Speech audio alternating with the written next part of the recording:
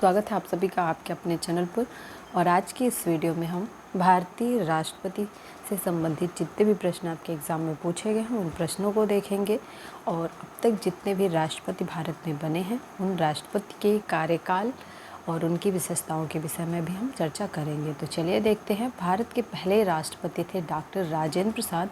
इनका कार्यकाल था 26 जनवरी 1950 से 13 मई 1962 तक। सबको यह पता है कि राष्ट्रपति का चुनाव जो होता है ये 5 वर्षों के लिए होता है, तो यहाँ पे आपको कंफ्यूज होने की ज़रूरत नहीं है।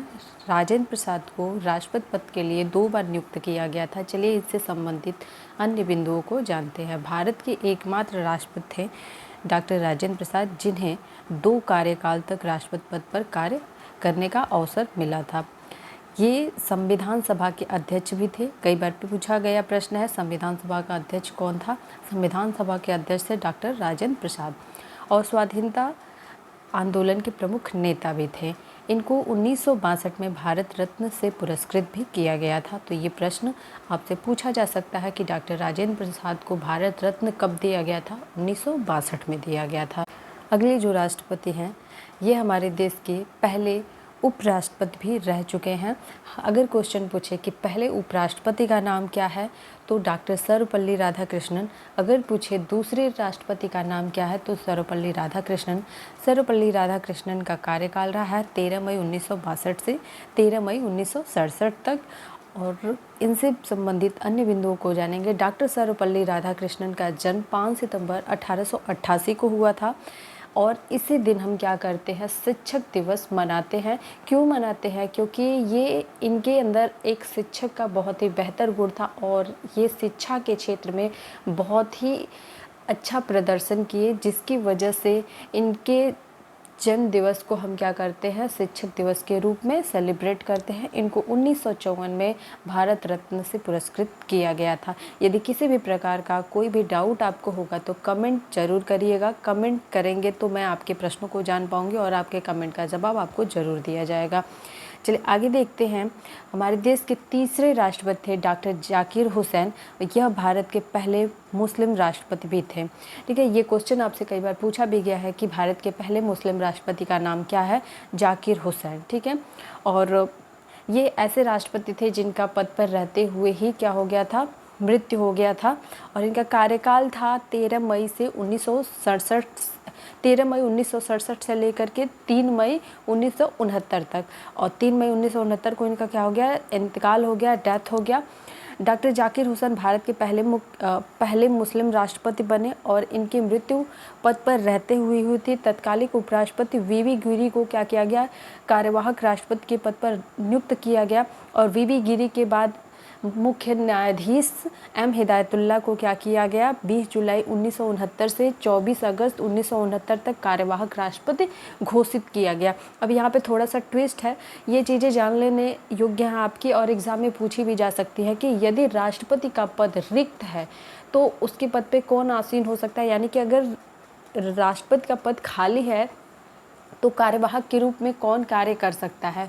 ठीक है, क्योंकि राष्ट्रपति का पद जो है कभी खाली नहीं रखा जा सकता। तो राष्ट्रपति के पद पर उपराष्ट्रपति जो होगा वर्तमान में वो उनके पद पे उनका कार्यभार संभालेगा और उपराष्ट्रपति को वही सारे वेतन भत्ते दिए जाएंगे जो राष्ट्रपति को दिए जाते हैं। ठीक है, अब इसके बाद अगर उपराष्ट्रपति का ही पद खाली है तो ऐसे कंडीशन में सर्वोच्च न्यायालय का जो न्यायाधीश होगा, ठीक है, सर्वोच्च न्यायालय का जो न्यायाधीश होगा वह राष्ट्रपति का कार्यभार संभालेगा और उसे भी राष्ट्रपति का वेतन भत्ता मिलेगा जितने दिनों तक वो कार्य करेगा। ठीक है, क्योंकि वो राष्ट्रपति के रूप में कार्य करेगा। ये सारी चीज़ें आपको 2 पॉइंट्स यहाँ पे ध्यान रखना है कि जब वो कार्यवाहक राष्ट्रपति के रूप में कार्य करेगा तो राष्ट्रपति के रूप में ही उसे वेतन भत्ते जो भी दिए जाएंगे, जो भी निधि होगी, सारी चीज़ें उसको, सारी अपॉर्चुनिटी उसको राष्ट्रपति के रूप में दी जाएगी। और अगर राष्ट्रपति का पद खाली होता है तो कौन कौन उसके पद पर रह सकता है, पहले उपराष्ट्रपति नहीं हो तो उसके आधार पर सर्वोच्च न्यायालय का मुख्य न्यायाधीश उस जगह पर आसीन हो सकता है। और ऐसा भारत में एक बार मात्र हुआ है कि जब सर्वोच्च न्यायालय के न्यायाधीश उस पोस्ट पर आसीन हुए हैं कार्यवाहक के रूप में, जो उनका नाम है एम हिदायतुल्लाह। और ये टाइम पीरियड उनका रहा है 20 जुलाई 1969 से लेकर 24 अगस्त 1969 तक। ठीक है, ये सारी चीज़ें आपको ध्यान में रखनी है। मोहम्मद हिदायतुल्लाह को 2002 में भारत सरकार द्वारा कला के क्षेत्र में पद्म विभूषण से सम्मानित किया गया था। इनको भारत में शिक्षा की क्रांति लाने के लिए भी याद किया जाता है। इनके नेतृत्व में राष्ट्रीय मुस्लिम विश्वविद्यालय जामिया मिलिया इस्लामिया स्थापित किया गया था। यह प्रश्न पूछा भी गया है कि जामिया मिलिया इस्लामिया विश्वविद्यालय किसने बनवाया है, तो यह सर्वोच्च न्यायालय के मुख्य न्यायाधीश एम हिदायतुल्लाह ने बनवाया था। चलिए आगे देखते हैं। अगले जो हमारे राष्ट्रपति हैं वीवी गिरी, यह भारत के पहले कार्यवाहक राष्ट्रपति हैं। इनका कार्यकाल रहा है 24 अगस्त 1969 से लेकर 24 अगस्त 1974 तक। आगे जानते हैं वीवी गिरी से संबंधित अन्य बिंदुओं को। वीवी गिरी भारत के चौथे राष्ट्रपति हैं। इनका पूरा नाम वराहगिरी वेंकट गिरी है। इनके समय में दूसरे चक्र की मतगणना करनी पड़ी थी। तो अगर क्वेश्चन पूछे कि ऐसे कौन से राष्ट्रपति हैं जिनके चुनाव में दूसरी बार क्या करना पड़ा था, दूसरी बार मतगणना करनी पड़ी थी, तो ये वीवी गिरी एकमात्र ऐसे राष्ट्रपति हैं जिसके चुनाव में दोबारा से मतगणना करनी पड़ी थी। और यह भारत के पहले कार्यवाहक राष्ट्रपति भी रहे हैं, ये भी आपको ध्यान में रखना है। हो सके तो जो प्रश्न मैं बोल रही हूँ उन प्रश्नों को नोट भी कर लीजिए। यह भारत के पहले कार्यवाहक राष्ट्रपति रहे हैं। 1975 में इनको भारत रत्न से सम्मानित किया गया था। अगले जो हमारे राष्ट्रपति हैं फखरुद्दीन अली अहमद, ये भारत के 5वें राष्ट्रपति रहे हैं और भारत के दूसरे मुस्लिम राष्ट्रपति रहे हैं। ये सभी पॉइंट्स आपके एग्जाम की दृष्टि से महत्वपूर्ण हैं। इनका कार्यकाल रहा है 24 अगस्त 1974 से 11 फरवरी 1977 तक।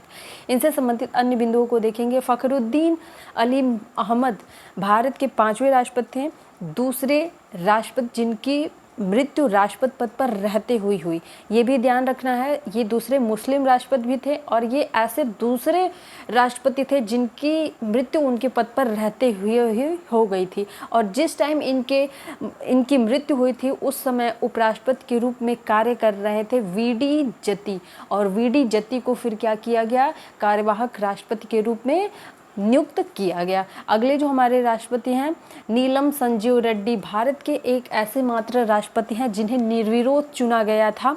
ठीक है, इनका कार्यकाल था 25 जुलाई 1977 से 25 जुलाई 1982 तक।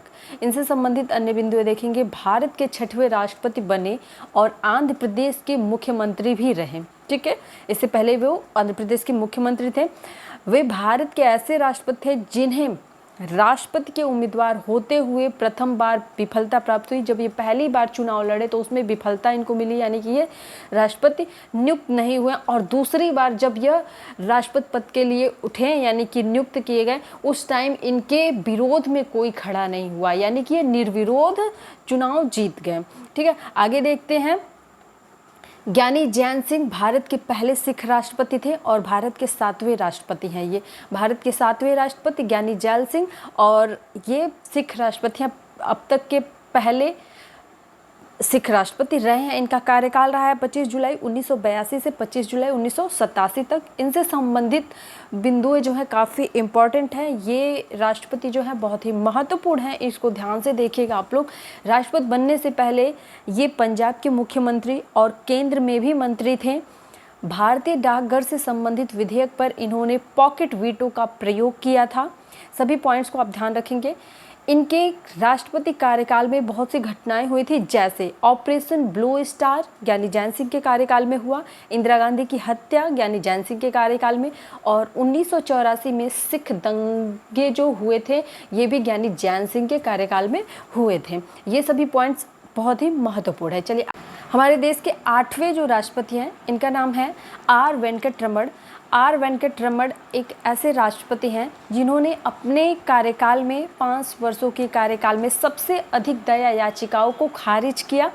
लगभग 40 दया याचिकाओं को इन्होंने अपने कार्यकाल में खारिज किया था। और इसके बाद नाम आता है प्रणब मुखर्जी का। दूसरे नंबर पे दया याचिकाओं को खारिज करने का जो महारत हासिल है ये प्रणब मुखर्जी को हासिल है, और पहला स्थान है आर वेंकटरमण को। आर वेंकटरमण का जो कार्यकाल है ये 25 जुलाई 1987 से लेकर के 25 जुलाई 1992 तक है। चलिए, इनसे संबंधित अन्य बिंदुओं को देखते हैं। आर वेंकटरमण 1984 से 1987 तक भारत के उपराष्ट्रपति रहे थे। वे एक भारतीय वकील, स्वतंत्रता संग्रामी और महान राजनेता थे। इन्होंने अपने राष्ट्रपति काल में सर्वाधिक प्रधानमंत्री को उनकी पद की शपथ दिलाई थी। तो अगले जो राष्ट्रपति हैं डॉक्टर शंकर दयाल शर्मा, ये हमारे देश के 9वें राष्ट्रपति थे। इनका कार्यकाल था 25 जुलाई 1992 से 25 जुलाई 1997 तक।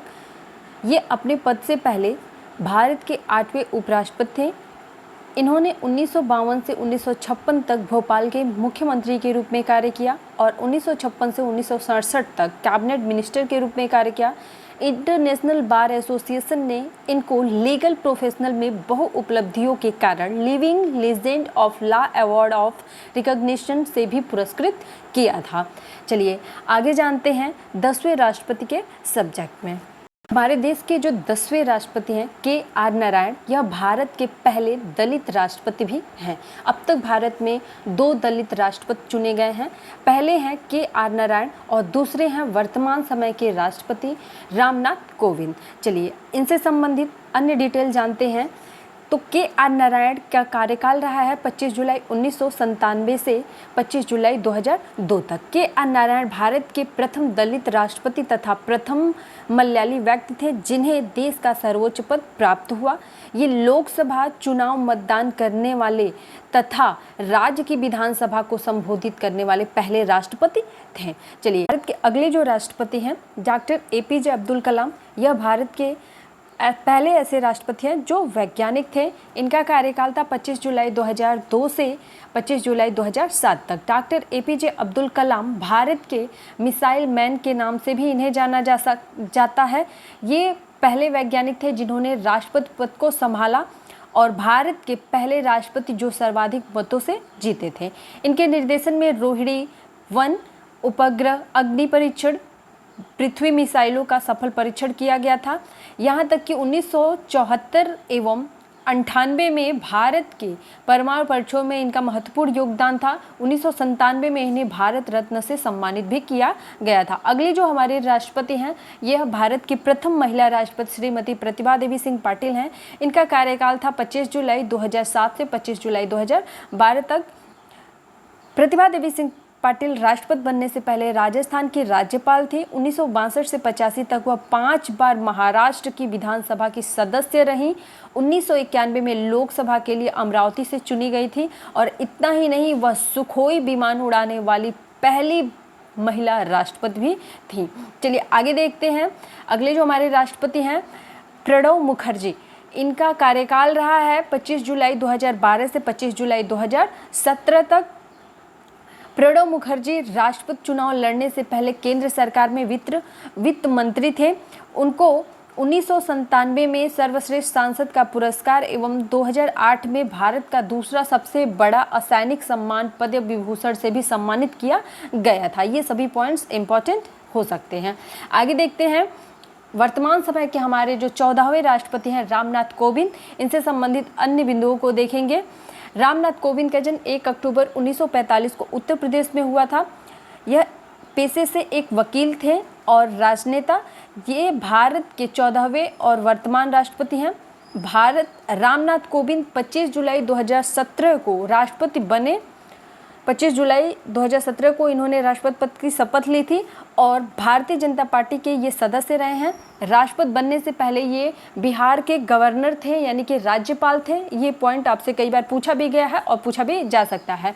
राजनीतिक समस्याओं के प्रति इनके दृष्टिकोण ने इन्हें राजनीतिक स्पेक्ट्रम में प्रशंसा दिलाई है। एक राज्यपाल के रूप में इनकी उपलब्धियां विश्वविद्यालय में भ्रष्टाचार की जांच के लिए न्यायिक आयोग का निर्माण करना था। आशा करती हूँ आज की यह वीडियो आप सभी को समझ में आई होगी।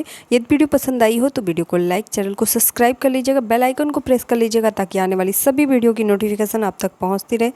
यदि किसी भी प्रकार का इस टॉपिक से संबंधित आपको डाउट होता है या कोई क्वेश्चन पूछना चाहते हैं तो आप कमेंट जरूर करें। आपके सभी कमेंट का जवाब आपको दिया जाएगा। वीडियो देखने के लिए धन्यवाद।